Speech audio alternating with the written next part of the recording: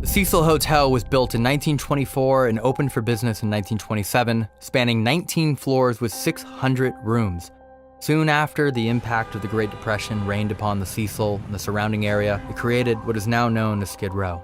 By the 1960s, the Cecil had become known as the Suicide, starting with their first documented tragedy in 1931 by a poison. Adding to the infamy, in 1962, a 27-year-old woman jumped from the 9th floor, where she landed on a pedestrian, killing them both. At least a dozen more suicides have been recorded, although some still remain unknown whether they were suicide, accidental, or something far more insidious.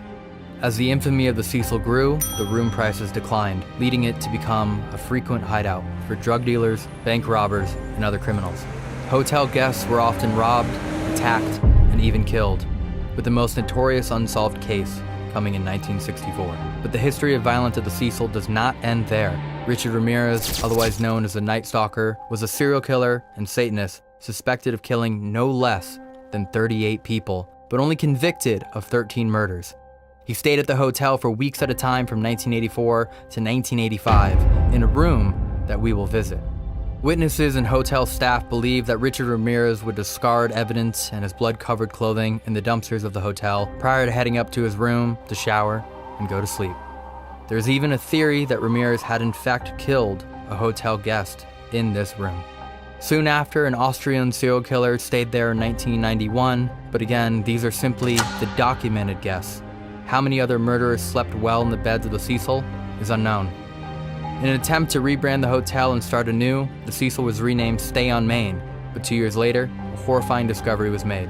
Elisa Lam, a 21-year-old Canadian tourist, was reported missing on January 26th and not found until February 19th, when her body was discovered in the water tower of the Cecil. After 18 days of investigation, her body was discovered due to the fact that hotel guests were complaining about the low water pressure, with one patron saying that the water was coming out black. The most notorious part of the mysterious Elisa Lam case is, of course, the 5 minutes of elevator surveillance footage. Although the case was formally closed as an accidental death, many people still view it as unsolved, perhaps directly linked to the hauntings known to fill the walls of the Cecil. Many believe that the Cecil Hotel itself is haunted, creating the near century worth of grim acts, while others believe the evil within the walls has grown as each guest leaves. And that is what we're here to find out at the Cecil Hotel.